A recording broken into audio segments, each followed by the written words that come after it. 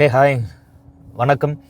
So இப்போது பொதுவாக வந்து டிஎன்பிஎஸ்சி நடத்தக்கூடிய எல்லா ஃபேக்கல்ட்டி சைடில் இருந்தும் அண்ட் ஸ்டூடெண்ட்ஸ் பாயிண்ட் ஆஃப் வியூவிலேருந்து ஒரு காமனான ஒரு ஒரு ரெக்வஸ்ட் வந்து டிஎன்பிஎஸ்சிக்கிட்ட கொடுக்குறோம். ஸோ அது ரிலேட்டடாக நம்மளோட ஒப்பீனியன் என்ன, நம்மளோட பாயிண்ட்ஸ் என்ன அப்படிங்கிறத பதிவு பண்ணணும் அப்படின்னு நினச்சேன். அதனால தான் இந்த வீடியோ வந்து நம்ம மேக் பண்ணுறோம். அது அந்த யூனிஃபைடாக எல்லாரும் ஒற்றுமையாக சேர்ந்து குரல் கொடுக்கும்போது அந்த இடத்துல நம்மளோட அந்த ஒற்றுமையான குரலை பதிவு பண்ணணும். அது வந்து எவ்வளோ சிறியதாக இருந்தாலும் அதோட முக்கியத்துவம் ரொம்ப இருக்குது அப்படின்னு நான் வந்து நினைக்கிறேன். யாராவது ஒருத்தர் வந்து அந்த சேஞ்சை பண்ணுவாங்கன்னு நம்ம வந்து விட்டுட்டு யாராவது ஒருத்தங்க அந்த சேஞ்சஸை பண்ண மாட்டாங்க அப்படின்னு சொல்லி குறை சொல்லிக்கிட்டு அது சரியாக இருக்காது. இவ்வளோ கஷ்டப்பட்டு எல்லாரும் வந்து முன்னாடி வந்து இதை வந்து மாற்றணும் அப்படின்னு டிமாண்ட் பண்ணும்போது குறைந்தபட்சம் அதில் நம்மளும் வந்து அது எந்த இடத்துல நிற்கிறோம், நம்மளோட பாயிண்ட்ஸ் என்ன அப்படிங்கிறது, நம்மளோட கோரிக்கைகள் என்ன அப்படிங்கிறதெல்லாம் சொல்ல வேண்டிய ஒரு தேவை இருக்குது. அரசியல் காலத்தை தாண்டி இது வந்து டிஎன்பிஎஸ்சி அப்படிங்கிறது வந்து மாணவர்களோட எதிர்காலம். அதுலேயும் ரொம்ப தெளிவாக ஒரு விஷயத்தை நம்ம வந்து கவனிக்கணும். என்னென்னா, இப்போது ஆங்கில வழியில் படித்து குரூப் 2 2A எழுதுறதோ இல்லை குரூப் 1 எக்ஸாமை ஆங்கில வழியில் எழுதுறதோ ஒரு பக்கம் இருந்தால் கூட தமிழில் சூஸ் பண்ணி படிக்கக்கூடிய மாணவர்கள் அதிகப்படியான எண்ணிக்கையில் பெருசாக வந்து கான்சன்ட்ரேட் பண்ணுறது வந்து குரூப் 4ல் ஒரு குறைந்தபட்ச ஒரு ஒரு ஒரு நல்ல ஒரு வேலையை எப்படியாச்சும் நம்ம வந்து அடைஞ்சிட மாட்டோமா அப்படிங்கிறத அவங்களோட ஒரு குறைந்தபட்ச ஆசையாக வந்து எழுதக்கூடியது. அதிகமான மாணவர்கள் குரூப் 4 எக்ஸாம் எழுதுகிறாங்க. அதில் மிகவும் அதிகமான அளவு ஏழ்மையிலிருந்து எப்படியாச்சும் ஒரு வேலையை நம்ம வந்து ஜெயிச்சிட மாட்டோமா, எப்படியாச்சும் வந்து ஒரு நல்ல ஒரு ஸ்டேபிளான ஒரு நல்ல வேலைக்குள்ளே நம்ம போயிட மாட்டோமான்னு சொல்லி எழுதக்கூடிய மாணவர்களின் எண்ணிக்கை தான் தமிழ் படிக்கக்கூடிய மாணவர்களில் ரொம்ப அதிகம். நல்லா கிளியராக சொல்லணும்னா வறுமையிலிருந்து எழுதுறாங்க. அப்படி படிக்கக்கூடிய ஒரு மாணவர்கள்ட்ட நம்ம வந்து படிக்க முடியாத அளவு ஒரு பெரிய சிலபஸ் கொடுத்து அதில் எழுத முடியாத அளவு டஃப்பான கேள்வியை கேட்டு அதில் என்ன சாதனை? அது நமக்கு வந்து ஒரு பெரிய விஷயம் இல்லைல்ல. இவ்வளோ தான் சிலபஸ்ஸு, இதிலேருந்து கேள்வி கேட்க போகிறோம் அப்படின்னு நம்ம வந்து ஒரு ஒரு டிஃபைன்டான ஒரு ஃப்ரேம்குள்ளேருந்து மாணவர்களை படிக்க வச்சு அங்கேருந்து நம்ம கேள்விகளை கேட்டு அங்கேருந்து சரியான மாணவர்கள்ட்ட கொண்டு போய் அந்த வேலையை சேர்க்கறது, இதுதான் வந்து டார்கெட்டை தவிர்த்து மலையளவு படிக்க முடியாத பெரிய சிலபஸ், எழுத முடியாத ஒரு பெரிய கேள்வி அப்படிங்கிறது டார்கெட் இல்லை. ஸோ அதுதான் எல்லா சைடில் இருந்தும் மாணவர்கள் சைடில் இருந்து கொடுக்கக்கூடிய நம்பர் 1 ஃபஸ்ட் அண்ட் மிக முக்கியமான ரெக்வஸ்ட்டை அதுதான். அதை தாண்டி இன்னும் நிறைய இருக்குது. ரொம்ப ரொம்ப முக்கியமாக இன்னொரு விஷயம் நான் பர்சனலாக சொல்லணும்னு நினைக்கிறது என்ன அப்படின்ட்டுனா, இந்த எல்லா ஆண்டுகளும் தொடர்ச்சியாக வந்து ஒரு நோட்டிஃபிகேஷன் இந்த மந்தில் இருக்கும், இந்த வேக்கன்சி முன்ன பின்ன மாறலாம், அது புரிஞ்சிக்க முடியுது. பட் அதே சமயத்தில் எல்லா ஆண்டும் வருஷம் கரெக்டாக இந்த டைமில் இப்போ பிளானர் ரெகுலேட் பண்ண மாதிரி இந்த டைமில் நோட்டிஃபிகேஷன் இருக்கும் அப்படின்னு ஒரு ஃபிக்ஸ்டாக வரும்போது ஒரு 0.25ல் வேலையை மிஸ் பண்ணவங்க, 0.5ல் வேலையை மிஸ் பண்ணவங்க அடுத்து மறுபடியும் அதே வேலையை எட்டி பிடிக்கிறதுக்கு 3 வருஷம் காத்திருந்தால் அதில் விட்ட அந்த நேரத்தையும் அந்த இளமையும் நம்ம வந்து பதில் சொல்லவே முடியாது. அவ்வளோ கொடுமையான ஒரு விஷயமா இருக்கும். ஏற்கனவே கொரோனா காலத்தில் வந்து 4-5 ஆண்டுகளை வந்து இழந்தோம். மீண்டும் வந்து நம்ம வந்து அடுத்தடுத்து அந்த ப்ரைம் டைம் ஒரு 20 வயசுலேருந்து 25 வயசுக்குள்ளே அடிக்க வேண்டிய வேலையை 35 வயசில் கொண்டு வந்து நம்ம அந்த வேலையை அடிக்கிறதுங்கிறது மிகவும் டிலேவாக வந்து போயிடும். அது திரும்ப கிடைக்கவே கிடைக்காது. அந்த டைம் அண்ட் எனர்ஜி வந்து போச்சுன்னா அவ்வளோதான். ஸோ அப்போ அது மாதிரி ஒரு ஃபிக்ஸ்டான ஸ்கெடியூலில் ஒரு வேக்கன்சி லிஸ்ட்டு, இது மாதிரியான நிறைய விஷயங்கள் இருக்குது. நிறைய முன்னாடி இருந்த விஷயத்துலேருந்து டிஎன்பிஎஸ்சி வந்து நிறைய மாற்றங்கள் ஆல்ரெடி பண்ணியிருக்காங்க, அதில் மாற்று கருத்து இல்லை. நிறைய அடுத்தடுத்த அரசியல் மாற்றங்கள் நடக்க டிஎன்பிஎஸ்சி சைட்லேயும் நிறைய சேஞ்சஸ் வந்திருக்கு, நிறைய பாசிட்டிவான சேஞ்சஸ் வந்திருக்கு. நிறைய மாணவர்களோட வாழ்க்கையில் நிறைய பாசிட்டிவான இம்பேக்ட் நடந்திருக்கு. அதெல்லாம் ஒரு பக்கம் ரொம்ப நல்ல விஷயம், மாற்று கருத்து இல்லை. ஆனால் இப்போது நிறைய சீர்திருத்தங்கள் தேவைப்படுது. அதில் குறிப்பாக வந்து இந்த சிலபஸ் தமிழ் அப்படிங்கிறது வந்து நான் எப்போவுமே வந்து மாணவர்கள்ட்ட படிக்கும் போது வந்து சொல்லிக்கிட்டே இருப்பேன், தமிழ் வந்து ஒரு போர்க்களம் மாதிரி. இங்கே வந்து 100 கேள்வினா 99 கேள்வி 98 கேள்வி 100க்கு 100 அடிக்கக்கூடிய மாணவர்களை கூட நீங்கள் பார்ப்பீங்க அப்படின்னு பழைய சிலபஸ் இருக்கும்போது நம்ம வந்து அந்த மாதிரி தரவாக இருந்த மாணவர்கள் வந்து புது சிலபஸ் வரும்போது ரொம்ப ஸ்ட்ரகிள் பண்ணாங்க. சரி, புது சிலபஸில் படிக்கலாம் அப்படின்னு படிக்கும்போது எங்கே படிக்கிறதுங்கிறது பெரும் கொஸ்டினாக இருக்குது. அது அவுட் சோர்ஸு அதிலிருந்து நிறைய கேட்டாங்க, வெளியிலேருந்து கேட்டாங்க. அந்த மாதிரிலாம் நிறைய நம்ம பேர் வைக்கிறோம் ஓலைச்சுவடி கேள்விகள், அது மாதிரிலாம் பேர் வைக்கிற அளவுக்கு ரொம்ப வெளியே போகும்போது அது சிரமமான ஒரு விஷயம். நிறைய நல்ல படித்தவர்களும் ஃப்ளூக்கில் எக்ஸாம் அடித்தவங்களும் சும்மா வந்து ஜாலியாக போய் ட்ரை பண்ணவங்களும் வித்தியாசம் தெரியாத மாதிரி போகும்போது ரொம்ப பயமாக இருக்குது. இப்போ கஷ்டப்பட்டு உழைச்சி படிக்கக்கூடியவங்களுக்கு பதில் இல்லாத மாதிரி ஒரு சூழல் வந்துடக்கூடாதுங்கிறது தான் ரொம்ப முக்கியமான ஒரு விஷயம். அதுக்கப்புறமும் இன்னும் நிறைய சின்ன சின்ன ஒரு ஒரு சேஞ்சஸாக நம்ம வந்து பண்ணால் நல்லா இருக்குமே. இப்போ ஒரு ஆன்சர் கீ கொடுக்குறாங்க, அதில் வந்து நம்ம வந்து எக்ஸ்பர்ட் கமிட்டின்னு ஒரு விஷயத்தை பார்க்குறோம். அப்போ அதற்கு என்ன பதில், ஒரு 4-5 எக்ஸ்பர்ட் கமிட்டி கேள்வி வருது அப்படின்னா அது அந்த கொஸ்டின் பேப்பரில் நம்ம வந்து இவ்வளோ கேள்வி வந்து எக்ஸ்பர்ட் கமிட்டின்னு போகுது அப்படின்னு கேட்குறதுக்கு நிறைய நல்ல கேள்விகள் இருக்கும்போது இப்படி ஒரு கேள்வியில் தப்பு மிஸ்டேக் பண்ணும்போது ரொம்ப ஒரு மாதிரி இது இப்படி இருக்க வேண்டாமே அப்படின்னு இருக்க செய்யுது. ஸோ இதெல்லாம் மாற்றம் பண்ணணும். இன்னொன்று சின்ன சின்னதாக நிறைய சொல்லலாம். டிரான்ஸ்லேஷன் பண்ணும்போது இப்போ ஆங்கிலம் தமிழ் அப்படின்னு மொழிபெயர்க்கும் போது ஒரு ஆங்கில சொல்ல கொடுத்து அதற்கு இணையான அக்ரோனிம் என்ன அப்படின்னு கேட்கும்போது அதுவே வந்து தமிழாக்கம் பண்ணுறதுல பெரும் பிரச்சனை. ஒரு ஹிந்தி அல்லது சமஸ்கிருத சொல்ல அந்த மாதிரி ஒரு இதை எடுத்துட்டு இப்போ கிராம சதக் யோஜனா அப்படின்னு கொடுத்து தமிழ்லையும் கிராம சதக் யோஜனா அப்படின்னு எழுதும் போது சதக்குனா என்னன்னே தெரியாமல் நம்ம போய் எப்படி பரிச்சை எழுதுறது அப்படின்றது. வெறும் கிராமம் அப்படின்னு வச்சுக்கிட்டு சரி கிராமத்துக்கு ஒரு திட்டம், அப்போ அதில் என்ன அப்படின்னு நம்ம யோசிக்கிறதா இருக்குது. இது மாதிரி நிறைய சொல்லலாம்.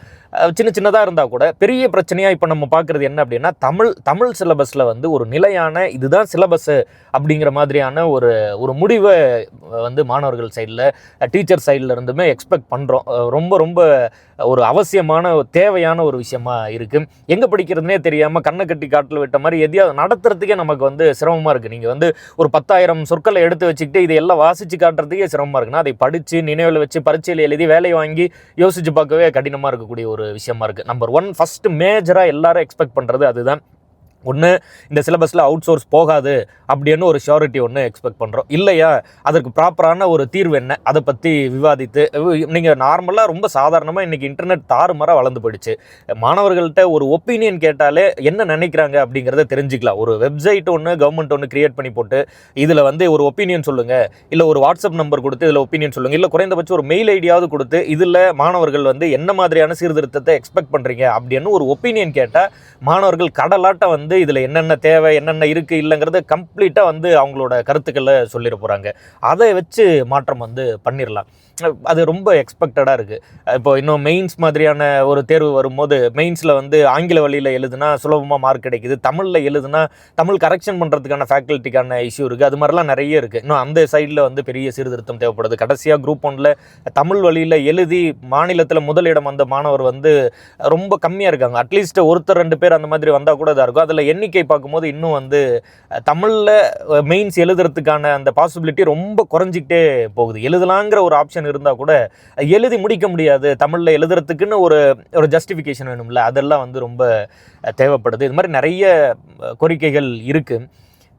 நம்ம இப்போதைக்கு என்ன சொல்கிறோம் அப்படின்ட்டுனா கண்டிப்பாக இதில் ஒரு தீர்வு ஒன்று தேவைப்படுது. டிஎன்பிஎஸ்சி இந்த சைடு வந்து அது கண்டிப்பாக வந்து ஒரு மாற்றத்தை எக்ஸ்பெக்ட் பண்ணுறோம். பர்டிகுலராக தமிழில் அவுட் சோர்ஸ் இருக்கா இல்லையா, அதுக்கு என்ன வந்து படிக்கணும், என்ன சிலபஸில் என்ன மாதிரியான சேஞ்சஸை மாணவர்கள் எக்ஸ்பெக்ட் பண்ணுறாங்கன்னு சொல்லி ஸ்டூடெண்ட்ஸ்கிட்ட ஒப்பீனியன் கேட்டு அந்த மாணவர்களோட மனநிலையை புரிஞ்சிக்கிட்டு இந்த முறை வந்து செயல்பட்டால் ரொம்ப நல்லாயிருக்கும்னு எக்ஸ்பெக்ட் பண்ணுறோம்.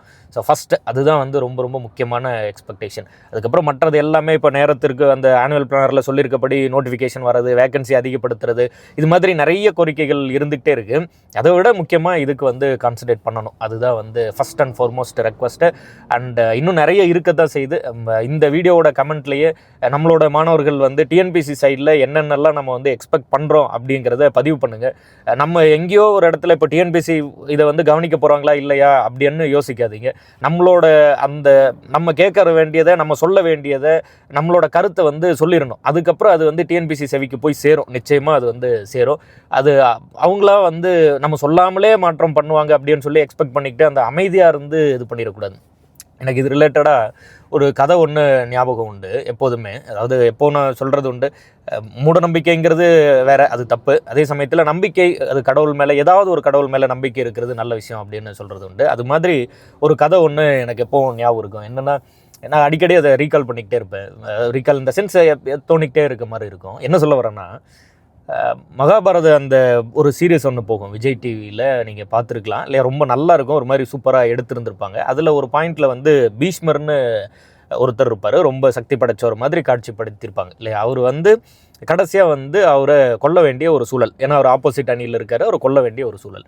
அப்போது வந்து கிருஷ்ணர்கிட்ட வந்து அவர் கேட்குறாரு, நான் வந்து என்னோடய வாழ்க்கையில் எந்த தப்புமே பண்ணாமல் நியாயமாக வாழ்கிறல்ல, அந்த மாதிரி ஒரு அவரோட சைடு நியாயத்தை அவர் பேசுகிறாரு. அப்போது வந்து கிருஷ்ணர் வந்து என்ன சொன்ன மாதிரி காட்சிப்படுத்தியிருப்பாங்க அப்படின்ட்டுனா, ஒரு தப்பு நடக்கும்போது, அதாவது குறிப்பாக திரௌபதி அவங்களுக்கு வந்து அந்த ஒரு அவமானம் நடக்கும்போது, ஒரு பெண்ணுக்கு அந்த தவறு நடக்கும்போது அதை தட்டி கேட்கறதுக்கான எல்லா சக்தியும் இருந்தும் கூட தட்டி கேட்காம அமைதி காத்தீங்கல்ல, அது வந்து தவறு அப்படிங்கிற மாதிரி ஸ்ரீகிருஷ்ணர் அவர்கள் வந்து அதை சொல்வார். அது மாதிரி காட்சிப்படுத்தியிருப்பாங்க. இது உண்மை பொய் அப்படிங்கிறது அந்த விவாதம் எல்லாம் வேற பக்கம் இருக்கட்டும். பட் இங்கே நம்ம புரிஞ்சுக்க வேண்டியது என்ன அப்படின்ட்டுனா, அதை தட்டி கேட்குற அளவுக்கு, தட்டி கேட்கறது கூட ரெண்டாவது, அட்லீஸ்ட் குறைந்தபட்சம் இது தவறுன்னு போல்டாக சொல்கிற அளவுக்கு சக்தி இருந்தும் சொல்லாமல் இருக்கிற அந்த அமைதி இருக்குல்ல, அதுவே வந்து ஒரு தவறாக தான் நம்ம வந்து கன்சிடர் பண்ணணும். அந்த மாதிரி தான் நானும் இதை வந்து நினைக்கிறேன். பர்டிகுலராக நம்ம தட்டி கேட்குறோம், போராட்டம், அதெல்லாம் ரெண்டாவது. முதல்ல வந்து நம்மளோட கருத்தை பதிவு பண்ணுவோம். நமக்கு என்ன தோணுது, இதில் வந்து இந்த மாற்றம் வந்து பண்ணியே ஆகணும், இதனால் இவ்வளோ மாணவர்கள் பாதிக்கப்படுறாங்க, இது படிக்க சிரமமாக இருக்குது, எதை படிக்கிறதுன்னு தெரியல. நம்ம ஒரு பக்கம் 2000 3000 கொஸ்டின்ஸை எடுத்து படிச்சுக்கிட்டு போகும்போது அங்கே வேற ஒரு கேள்வி வரும்போது இப்போ படித்தவங்களுக்கும் படிக்காதவங்களுக்கும் வித்தியாசம் இல்லாமல் போகுது. அந்த மாதிரி அந்த மாணவர்கள் சைடில் அது பார்க்குறதுக்கு ஒருத்தர் சின்ன சின்ன ஒரு கருத்து மாதிரி தெரியாது. கலெக்டிவாக பார்க்கும் 10 லட்சம் மாணவர்கள், குறைந்தது 10 லட்சம் பேராவது எழுதுறாங்க. அப்போ 10 லட்சம் மாணவர்களோட கருத்து எப்படி கேட்காம செவிசாய்க்காமல் போகும்? அது வந்து நிச்சயமாக அப்படி இருக்காது. அதனால் ரொம்ப கான்ஃபிடென்ட்டாக உங்களுக்கு வந்து என்னென்னலாம் வந்து குவாரி இருக்கோ அதை வந்து இந்த வீடியோவோட கமெண்ட்டில் பதிவு பண்ணுங்கள். இல்லைனா வந்து எல்லாரும் ஒற்றுமையாக சேர்ந்து இப்போ யூடியூப்பில் இருக்கக்கூடிய ஃபேக்கல்ட்டிஸோ அல்லது டிஎன்பிசியில் இருக்கக்கூடிய மாணவர்களோ ஒரு இனிஷியேட்டிவ் எடுத்து இதை பண்ணலாம் அப்படின்னு சொல்லி ஒரு விஷயத்தை ஆரம்பித்து போகும்போது அதற்கு வந்து உங்களோட கருத்து என்ன அப்படிங்கிறத கண்டிப்பாக வந்து தெரிவிக்க பாருங்கள். டிஎன்பிசி சைடில் நிறைய மாற்றம் நடந்திருக்கு, ஆனால் அதெல்லாம் யார் பண்ணாங்கன்னே தெரியாமல் போயிருக்கு. பிஎஸ்டிஎம் சர்டிஃபிகேட்டில் இந்த மாதிரி தமிழ் வழியில் படித்து வந்தவங்களுக்கு ஒரு ஸ்பெஷலான ஒரு ரிசர்வேஷன் கொடுக்கணும் அப்படின்னு ரொம்ப போராடி கொண்டு வந்தாங்க. யார் கொண்டு வந்தாங்க தெரியாது. அதே பிஎஸ்டிஎம்மில் வந்து 12வது வரைக்கும் ஆங்கில வழியில் படிச்சுட்டு இங்கிலீஷ் மீடியம் படிச்சுட்டு ஒரு கரஸில் ஒரு தமிழ் டிகிரியை போட்டுட்டு நானும் பிஎஸ்டிஎம் தான் அப்படின்னு நிறைய பேர் வந்து வேலையை வாங்கும்போது அது தவறாக இருக்குன்னு சொல்லி அது வந்து மறுபடியும் கேஸ் போட்டு அதில் வெற்றி பெற்று கரெக்டாக பள்ளிக்கூடத்திலிருந்து சிறு வயதிலிருந்து தமிழில் படித்து வரவங்களுக்கு தான் அந்த பிஎஸ்டிஎம் வந்து பொருந்தணும் அப்படின்னு அதில் வந்து தீர்வு கொண்டு வந்தாங்க. வெர்டிகல் ரிசர்வேஷன், ஹரிசாண்டல் ரிசர்வேஷன் சொல்லி ஆணுக்கும் பெண்ணுக்கும் அந்த இடஒதுக்கீடு கொடுக்கறதுல ஒரு பிரச்சனை ஏற்பட்ட போது அதற்கு வழக்கு தொடுத்து அதற்காக போராடி அதில் வந்து வெற்றி பெற்று அதுக்கு பிறகுதான் நிறைய பசங்க வந்து வேலைக்கு போகிற மாதிரி டிஎன்பிஎஸ்சியை வந்து அந்த மாற்றத்தை ஏற்படுத்தினாங்க. இது மாதிரி நமக்கு தெரியாமல் நிறைய பேர் நிறைய போராட்டம், நிறைய வந்து தன்னோட வாழ்நாளில் பாதி நாட்களில் கொடுத்து போராடி நிறைய விஷயத்த பண்ணி வச்சதுனால அதோட பெனிஃபிட்ஸை நம்ம அறுவடை பண்ணி சாதாரணமாக வந்து ஓகே நான் ஜெயிச்சிட்டேன் அப்படின்னு சொல்லி நம்ம வெற்றி வாகை சூடிக்கிட்டு அல்லது வெற்றி அப்படின்னு சொல்லி நம்ம பெருமையாக போயிடுறோம். ஆனால் அதற்கு பின்னாடி நிறைய பேர் வந்து அந்த மாற்றத்தை கொஞ்சம் கொஞ்சமாக செய்துக்கிட்டு வந்தாங்கன்றதை மறந்துடக்கூடாது. இப்போது அது மாதிரி ஒரு சூழல் இருக்கும்போது அதில் குறைந்தபட்சம் நம்மளோட கருத்துக்களை பதிவு வைக்கிறதுக்கோ இல்லது ஒற்றுமையாக சேர்ந்து எல்லாரும் ஒரு முடிவு எடுக்கிறாங்க, இல்லை இந்த மாதிரி பண்ணலாம் அப்படின்னு ஒரு விஷயத்தை முன் எடுக்கிறாங்க அப்படின்னா அதற்கு ஆதரவு தெரிவிக்கிறதுக்கோ அதில் வந்து நம்மளோட கான்ட்ரிபியூஷன் என்ன அப்படிங்கிறத கான்ட்ரிபியூட் பண்ணுறதுக்கோ கொடுக்கறதுக்கோ தயங்காதீங்க. அதை நிச்சயமாக பண்ணுங்கள். என்னோட சைட்லேருந்து நான் வந்து அந்த விஷயத்தை ஆதரிக்கிறேன். நான் என்ன சொல்ல வரேன் அப்படின்னா தமிழில் கண்டிப்பாக வந்து ஒரு சீர்திருத்தம் தேவைப்படுது. குறிப்பாக வந்து இப்போ இருக்கக்கூடிய சிலபஸில் அவுட் சோர்ஸ் போகுமா போகாதாங்கிறதுல ஆரம்பித்து இந்த சிலபஸில் ஒவ்வொருத்தரும் ஒவ்வொரு மாதிரியான ஒப்பீனியன் வருது. டெமோக்ரஸிங்கிறது அதுதானே. அப்போ எல்லாரும் சேர்ந்து கலெக்டிவாக என்ன நினைக்கிறாங்க அப்படிங்கிறதுலேருந்து நம்ம முடிவு எடுக்கணும். ஸோ இது மாதிரி நிறைய விஷயங்கள் வந்து டிஎன்பிஎஸ்சி நிச்சயமாக இதை கன்சிடர் பண்ணி டிஎன்பிஎஸ்சி சைடில் வந்து இந்த மாதிரியான ஒரு தமிழ் சிலபஸ்க்கு ஃபஸ்ட்டு, அதுக்கப்புறம் இருக்கக்கூடிய எல்லா பிரச்சனைகளையும் தீர்க்கணும். முதல்ல தமிழ் சிலபஸ்க்கு என்ன வழி அப்படிங்கிறதையும் அந்த தமிழுக்கு இணையாக ஆங்கிலத்திற்கு என்ன, இது எல்லாத்தையும் வந்து ஒரு தெளிவுபடுத்தினா படிக்கிறதுக்கு சுலபமாக இருக்குது. இன்னும் ஒரு குறைச்சி பார்த்தா கூட இன்னும் ஒரு 4-5 மாதத்துக்குள்ளே நம்ம வந்து அந்த பரீட்சைக்கு தீர்க்கமாக தயாராகணும். புதுசாக படிக்கக்கூடிய மாணவர்கள் இருக்காங்க, ஏற்கனவே படித்தவங்க இருக்காங்க, கிட்டத்தட்ட கடந்த 4 வருஷத்தோட டேட்டாவை தரவாக படித்து வச்சுருந்தவங்க இருக்காங்க. அப்போது போன வருஷம் அதுக்கு முன்னாடி வருஷம்லாம் வந்து 0.25ல் ஒரு கேள்வியில் 2 கேள்வியிலன்னு சொல்லி வேலையை விட்டுருப்பாங்க. திரும்ப வந்து மறுபடியும் ஃபஸ்ட்லேருந்து படித்து வந்துட்டு இருப்பாங்க. கடுமையான உழைப்பு, பல ஆண்டுகால உழைப்புகள் வந்து இதில் இருக்குது. அதற்கு ஒரு ப்ராப்பரான ஒரு சொல்யூஷன் வரணும். ஸோ அதை வந்து நிச்சயமாக எல்லோரும் போல் நானும் வந்து எக்ஸ்பெக்ட் பண்ணுறேன். அதை டிஎன்பிஎஸ்சி வந்து கவனிப்பாங்க அப்படின்னு நம்புகிறேன். நன்றி. தேங்க்யூ.